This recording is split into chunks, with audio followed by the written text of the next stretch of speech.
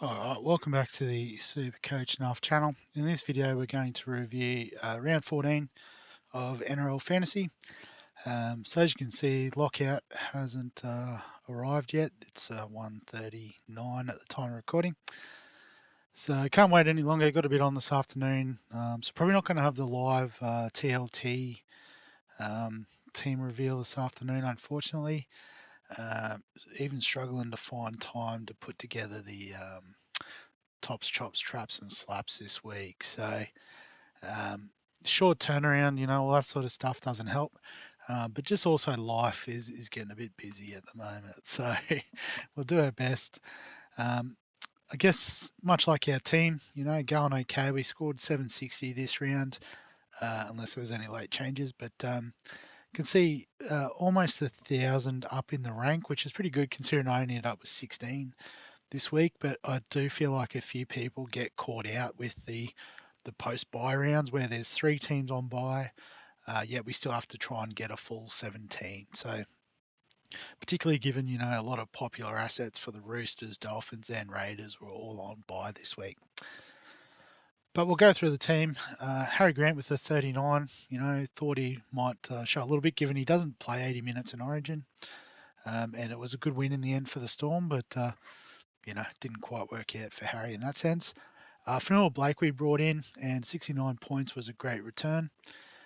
Sam Hughes probably got a few more minutes than we anticipated because of all the injuries with the Bulldogs. But 35 is a solid return from him. One of those injuries was to Josh Curran, so 24. Don't think he's a trade out. Hopefully it's a 1 week thing. He's on the bye anyway, so we'll just hold him. Sean Bloor with the 42, it would have been nice to get a bit more attacking stats, but that's okay. We captained Dave Fafita, and he did all right with 63. So double that. A couple of scores a bit higher, but, we're happy with that. Lockie Galvin with a 33. Not bad in a well-beaten team, but also it turns out he's been playing with a broken hand or broken finger or something to that effect. So he's just gone up in my book, but a bit of chat, he might, spend a few weeks getting that fixed up. So it doesn't really help with our bye planning, but we'll just have to wait for team lists this afternoon. Brendan Hands with a 33, serviceable enough. Playing 80 minutes, you'd like a little bit more, but it is what it is. Kale Hero with a 39, solid. Kiraz with a 43, again, solid. Particularly, there was no ball going down his edge. They were just targeting that left-hand defence of Para through Crichton, Connor Tracy and Wilson combining on that edge to great effect. Hopewadi was a late trade-in after the news that Armstrong was out with an injury. Given Armstrong was going to miss round 16 too, I thought, is it worth a hold for one of the next 3 weeks? So I thought I'll take the bit of money that Hopewadi is going to make. It hasn't updated yet, so we don't know what that is. But he will play round 16 too, so that helps cover that. Scott Drinkwater with a 40 is okay, but, 1 more week at most, and then he's moving on. And Blaze Talangi did look good playing on the wing. He just seems like a footballer. He can play anywhere. So, yeah, I think the sooner they get him to fullback, the better the Eels will be.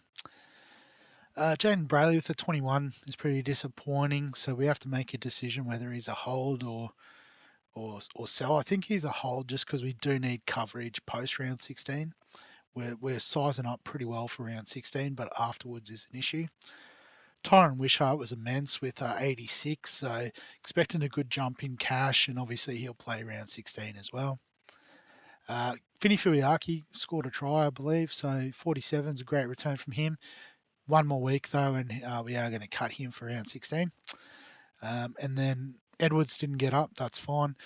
Willison did miss out due to the birth of his child, so you can't begrudge him that. And we were tossing up trading to Fino, but I think we can use Willison in the coming weeks. So we just decided to hold. We already sort of used an extra trade for Hopewadi, Yeah, so I guess, that's how it went this week. Head to head should be able to access. So the Wannabes got me by 16. Well done, Wes. So having a look through the team, so he did have Finu, which was a few points on Hughes there, but I had Fanor Blake, both captain for Feeder, which is interesting. Kai Pearce-Paul, I think, is going to be a good hold for the buys, so that's a good one to have. Same halves. So he brought in Fletcher Sharp, who scored 50. Nice one. And Ruben Garrick with the 54. So that may have been the difference. Maybe just having the 17th player and Tom McKaylee. What was it in the end? 16 points. So Xavier Wilson, as much as, you can't do much about that, has cost me there. But, all's well that ends well. So back to the league in terms of the other matchups. So Wepo's winners with a 937, Helen Keller's optometrist and 9. So a few big scores in the league. I'll try to cover the 900s. So Wepo's winners first. Another Wesley. Got two Wesleys in the league. That's interesting. Captain for Feeder, Paddy Carrigan with the 68. Jerome Hughes, 76 is a good return. And Latrell with a 99. That helps. So nice one there. The big hitters there. Helen Keller's optometrist with 962. So again, a few of the same suspects. Yep, Latrell is captain. That is massive. Had Wishart as well. Had Hughes. So that had Gagai with a 73. So there you go. That's where the big scores were. And I think what possibly could go wrong with a 928. So Fanor Blake for Feeder as captain. Yeah, Latrell and Wishart. So 1-2 punch there in the wing fullback. Yeah, nice work.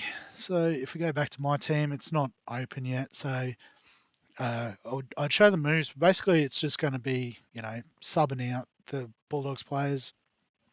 So, Plath and Willison will come into the middle for Hughes and Curran. Kiraz and Aitken, nice easy swap there. And obviously, we'll still have KO Weeks. So even if we don't get Dylan Edwards this week, we will have 17. Maybe not Galvin. So maybe we are sweating on Edwards a little bit. But I guess depending on the prognosis on Galvin, if he is out and he is out for a bit, we can look at, I don't really want to trade back Hines and Johnson just yet after trading them out and not having the decrease in cash. But, it could be Hughes, or we could just actually, we've got enough halves cover. We could probably just go another middle forward. So, whether it is just someone like a Finu from the Tigers, some other teams, the target, I think, Newcastle, if he can cover around 16, so like an Adam Elliott. Obviously, Tohu Harris is a gun at the Warriors that plays in the middle and plays around 16, 17. But yeah, I guess we do sort of have to sit down and strategize. So we will have the round preview on Thursday going into the round. As I said, I'm not 100% on the tops, traps, and slaps. So I'll do my best, but there is a bit on this week, unfortunately. So I'll do my best. Appreciate the support either way, guys. Obviously, if you want to continue that support, add a comment with any thoughts or ideas that you have about how to improve this team. Give us a like if you enjoy the NRL fantasy stuff. Subscribe for all the fantasy sports content. Other than that, we'll catch you in the next one.